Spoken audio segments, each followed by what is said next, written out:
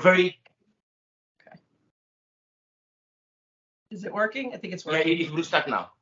Ladies and gentlemen, thank you so much for being with us, and I'm very grateful to Congresswoman Nicole Malliotakis for being with us today.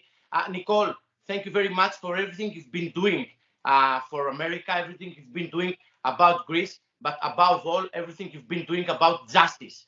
Thank you so much, Nicole, for being with us today. Thank you. It's great to be with you, and I thank you for the work that you're doing. Nicole, we've seen many developments in the last few weeks, and this is something that really has so much interest. So my first question to start with is we have all these developments with the F-16, with Turkey, with the government that allegedly wishes to go on with Turkey and the F-16s. So I want to, first of all, a comment regarding the Biden administration's attitude, if I may say, regarding Turkey. Well, we're very disappointed that President Biden and his administration wants to move forward with a sale of F-16s to Turkey. As I've said previously, Turkey may be a NATO ally, but oftentimes they act as an adversary, and we should not tolerate Turkey bullying any other member of NATO. And so we continue in a bipartisan and bicameral way, meaning we have Democrats and Republicans from both the House and the Senate who are opposed to this sale and will work to stop it.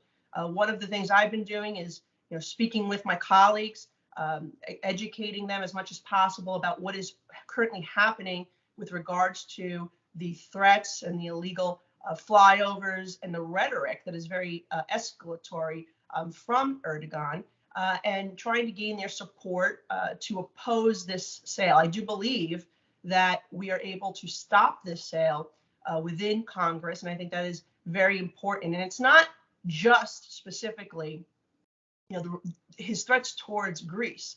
Erdogan has undermined the United States in other ways. They have been the only, country in NATO that has not sanctioned Russia. They have undermined our counter ISIS operations in Syria. They've also made threats toward the Kurds. They have also illegally occupied Cyprus, which remains a violation of international law.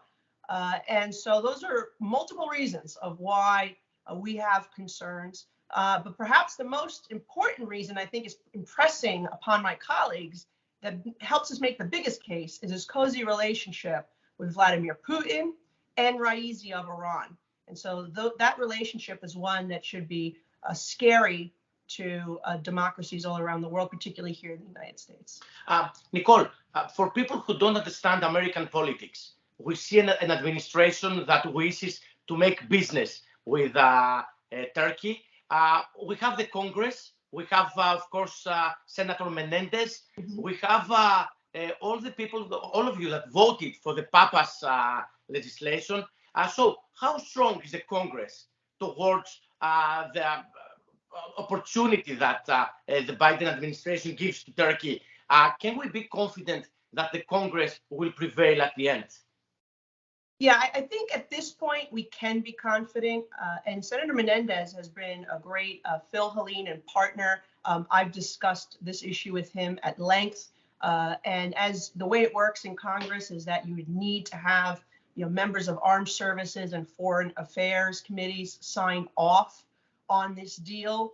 And if either the chairman or the ranking member of the committee rejects the deal, then it cannot move forward. And so having Senator Menendez there as a chair of foreign affairs is very helpful. And I've been working also speaking with my counterparts on those committees to talk to them about why this it would be a bad move. I also think the administration is wrong, not just for these national security issues or for the potential destabilization of the Mediterranean, but I think they're also wrong to be doing this at a time where he's coming up, Erdogan, for re-election, and to give him any political support that would benefit him in that election is wrong. I mean, it's not the right thing for us to be doing. and it goes beyond these external threats. I mean, look what he's doing to his own people. Look at the way he has diminished freedom of the press. Look how he has violated human rights, and innocent people being jailed, political opponents being jailed. I represent a district, by the way. I have a lot of Turkish refugees who live in my district, and they are extraordinarily concerned with Erdogan. They don't want to see him be reelected. And for that reason alone, the United States should not be lending this political support. Nicole, you spoke before for bipartisan, and this is something really important. We know Jimmy Reese also is negative towards Turkey at this point. What's the atmosphere within the Republican Party right now, taking under consideration, of course, that you have the majority in the House? Sure. Well, I think it's mixed across the board, right? When you saw the amendment that we had worked on closely, Congressman Pappas and myself and Gus Bilirakis, it could not pass with just Democrat votes, and it could not pass with just Republican votes. It had to be a little of both. So Gus Bilirakis and I worked very diligently in the Republican caucus to get the votes necessary to help Mr. Pappas get that over the top. So it's to say that you have, it's a very split opinion, right? You have Republicans and Democrats who oppose the sale, and then you have Republicans and Democrats who may not, view it that way. They feel that Turkey is a NATO ally, and that is why it's so incumbent upon us, who are very well versed in the issue and understand the threats posed towards Greece and others, right? That we educate and work with our colleagues to inform them about what's happening, and that is exactly what we continue to do. I think one of the most helpful things was when Erdogan went to go meet with Iran's Raisi and Russia's Putin, because that photo of them, holding hands in victory, that was eye-widening to many of my colleagues, and I think that may have gave them pause to support any type of deal. So that was helpful. And I think one of the things we see right now in this Russian invasion of Ukraine, it's emboldening others, right? China now is looking at Taiwan, and you're hearing these threats from Erdogan toward the Greek islands, these illegal flyovers, thousands of them that have been taking place. These are all things that we need to press upon our colleagues, number one. And I also think that the visit from Malliotakis was very helpful. He gave a beautiful speech, but he also privately met with many of the members and explained the situation that they're facing and the threats that they're facing. And I think that was very beneficial for him to be here in the United States making his case. It was a turning point for many of the legislators to realize what is going on. People who didn't know exactly the whole picture. So can we say, I know in about a month, State Secretary Blinken will be visiting Athens. We'll meet with Malliotakis. We'll meet with the Foreign Minister and the National Defense Minister. Can we say, Nicole, that the Greek-American relations have reached the peak? We are in a very good level. Look, it's I don't know why the administration continues to pursue this deal. Because it's not good for the United States. It's not good for the Mediterranean region, certainly not good for our counter ISIS operations in Syria, and it's not good for Cyprus. I mean, it could be very destabilizing to the entire region in Europe. So, we continue to push against this deal. But I would say at this moment, we are in a good position simply because we have the support of the key people in Congress who would be necessary to write off on this deal. And particularly that would be, Senator Menendez. But I continue to speak with all my colleagues about why this is a cause for us to be concerned. And for the end, I know you're a proud Greek with origins from Crete, from your father. What is the message to the Greek people watching this interview? What's the message you would like to address to the Greeks? Well, I'm very proud to be Greek. My father instilled in me the real values of. I lost the video. Sorry. Okay. I'll start over with that. Yeah, edited. My family instilled in me the values of hard work. My father taught me the reasons why we value and love democracy and how proud we should be that the Greeks laid that foundation.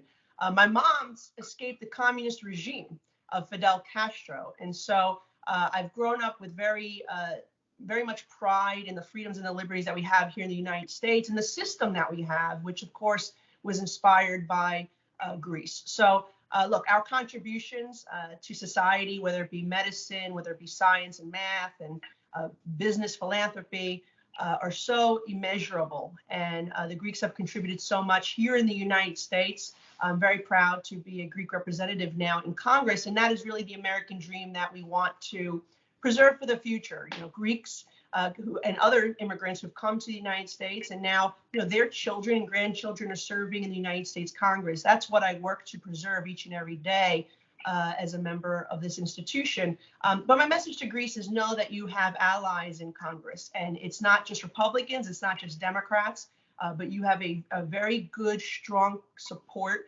that are advocating for our continued relationship to see, you know, United States and Greece prosper together. And I think there's really a lot of great opportunities for us to work together, you know, whether it be in the energy industry in particular. But, you know, there's so many areas where we are continuing to grow and strengthen that relationship for hopefully centuries to come. Nicole, for the end, one question. Mr. Tsavusoglu, he was in D.C. 2 days ago. Did he take the message from Blinken? Because we see many rumors, we see all the analysis. Did he take the message that the United States will not be so easy to deal with? You know, it's hard to say. I don't know what was said in those meetings. And so it's hard to, you know, analyze from the outside in. But what we are dealing with right now is an administration who wants to conduct this sale both to Greece and to Turkey. And then you have a Congress who is concerned about the threats made by Erdogan. We are concerned about, again, not just the threats towards Greece, but the illegal occupation of Cyprus, the counter-terrorism operations that we're conducting that they may be impeding. And then, of course, the lack of sanctions on Russia, like every other NATO ally. So there's a lot of concern there, and I hope that, you know, we'll continue to express upon the administration our concerns. But I think, you know, the people of Greece should feel comfortable in knowing that they have a large, growing, I should say, bipartisan opposition to this sale. Nicole Malliotakis, thank you so much. It was a pleasure talking to you, and thank you so much for everything you've been doing. Have a great day, and we will talk very shortly. Thank you.